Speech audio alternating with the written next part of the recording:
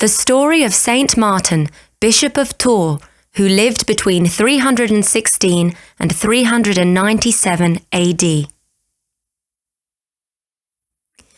The old beggar sank to his knees, certain that this would be his last night. Icy winds had left him numb. He had lost all feeling in his limbs. His eyelids were heavy with exhaustion, and his half-naked, shivering body had turned blue from the bitter cold. Around him, passers-by watched the poor, miserable heap with disgust. "Move out of the way! Oh, Mummy, what is that?" The old man closed his eyes and fell forwards. All at once he felt a hand, someone's arm, lifting him up. It was a soldier with a sword and a beautiful Roman military coat. The coat was bright red and made of the warmest wool. It had a shimmering gold brooch encrusted with jewels fastened around the neck.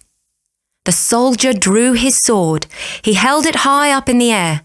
The beggar winced as he watched the sword being brought down with force, but instead of chopping off his head, the soldier sliced clean through his own beautiful red coat.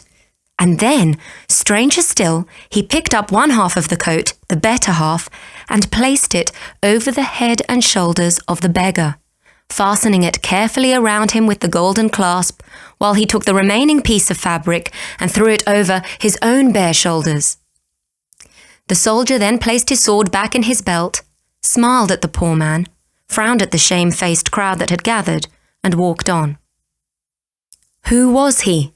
Where had he come from? Where was he going? Well, I will tell you his story. His name was Martin, a name given to him by his father, because it means warrior. His father was a Roman officer, and his greatest dream was that his son would follow in his carefully laid out footsteps and also become an esteemed member of the Roman military. But Martin had a very different dream, a secret dream, that he did not dare reveal to his pagan parents. As a young child, Martin had once overheard a bishop telling wonderful stories about a holy man called Jesus Christ, who showed love to everyone, especially to the poor, the sick, and the needy. Jesus worked miracles and taught people to be kind and peace-loving. Since that day, Martin had felt a burning desire to follow his example and be baptized as a Christian. His parents, as you can imagine, had other plans. When Martin reached the tender age of 15, he was sent to Amiens in Gaul to join the army of Emperor Julian. Aloft on his noble steed and clad in a beautiful red coat, Martin was sent off to Gaul one very cold and windy night. This is exactly where we met him at the start of this story, when he shared his coat with the dying beggar. He had to admit that half his body nearly froze solid through exposure to the treacherously cold wind. It was with a grateful heart that Martin sank beneath his bedclothes when he finally reached the soldiers' camp. There, as he lay, his thoughts turned to the beggar whom he had left on the icy streets, and he felt very guilty. The poor man was probably still out there, shivering and hungry. He hadn't even found out his name. But then sleep overtook him. All of a sudden, Martin became aware of a bright light next to his bed. He opened his eyes and saw a man, right there in front of him, wearing a very familiar red coat around his shoulders, fastened with a golden clasp. "Oh, it's so good to see you," Martin began. "I was thinking about you. Are you all right?" "Martin, you have performed a great deed of love for me. I was cold, and you gave me half your cloak. How do you know my name? Who are you?" "I am Jesus Christ." "I thought you were—" "Wait!" But the man had already disappeared, and the tent was once more plunged into darkness. And then Martin remembered Christ's words from the Bible. "Whatever you do for the poorest of people, you do for me." Of course, After his vision, Martin could not sleep a wink. He could still feel inside him the light and joy of his encounter with Christ. Before the break of dawn, he crept out of the campsite and, still wrapped in only half a cloak, he found his way to the nearest church. Rousing the priest, he insisted on being baptized that very day, that very minute, in fact. From then on, he longed to serve Christ in every way possible. Sometime after Martin's baptism, a barbarian army invaded Gaul, and every soldier had to appear before the emperor to receive arms in order to fight off the intruding army. How could I lift a finger against any human creature, thought Martin. But then how can I avoid doing so? Just as his turn came to be called up, he stood before all of his comrades, hundreds of them. He took a deep breath and turned to the Emperor Julian. "I can't do it!" His voice echoed in the silent courtyard. "I beg your pardon," said the Emperor. I can't fight for you anymore.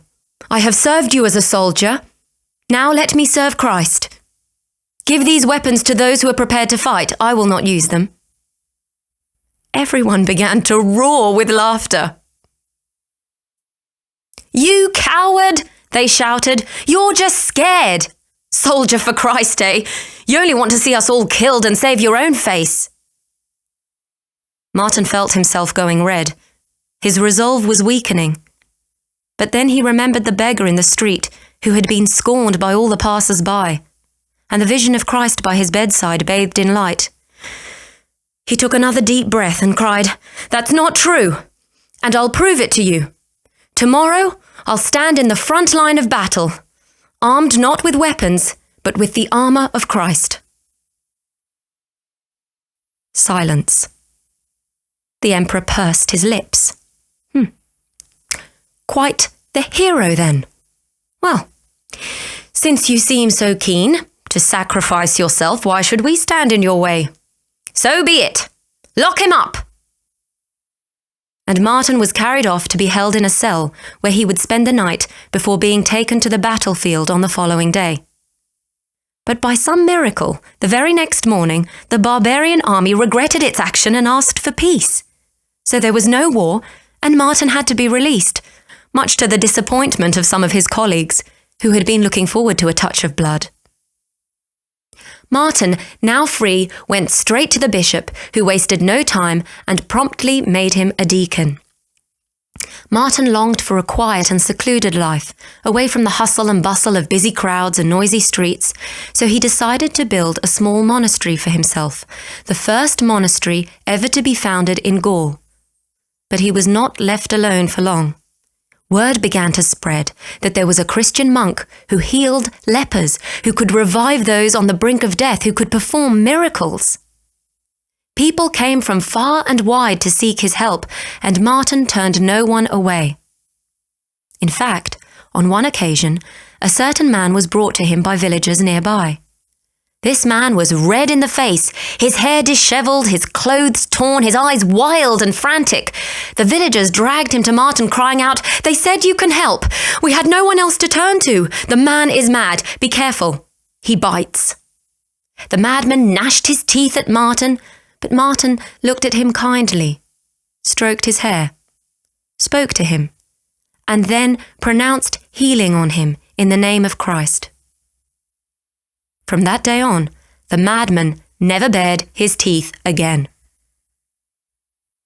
In time, the bishop of the great town of Tours died.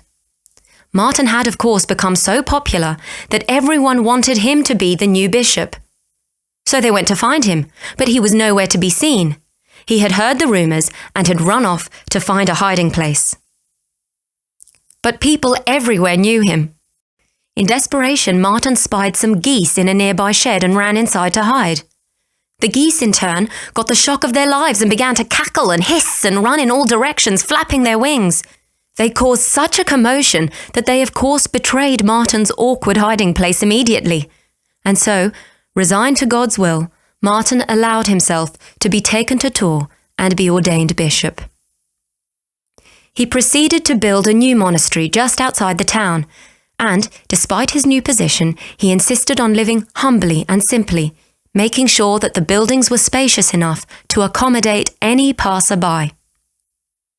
Thanks to Martin's shining example and missionary activity, 80 monks joined his new community in no time at all, and his fame spread day by day, even reaching the ears of high-ranking officials and governors of the empire. One day, the emperor himself invited Martin to feast with him in his own home.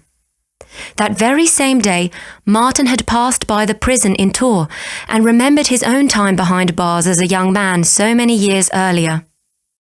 He pitied the prisoners, who begged for help, and when he presented himself before the emperor, he had an unusual request. But this time he felt no fear, no hesitation. "Your Excellency, I shall not sit down to feast with you before you have granted me one wish: that you free the innocent men who are suffering in your prison in Tours."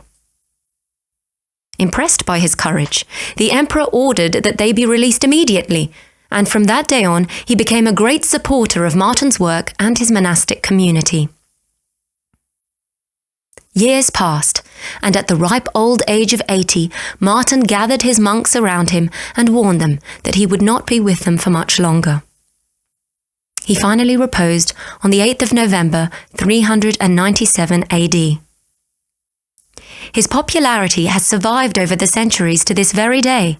There are pilgrimages to Tours, churches named in his honor, and sculpted crosses with images of his life and story. People the world over have been named after him, preserving the memory of this holy saint and his shining example of love, care, and hospitality.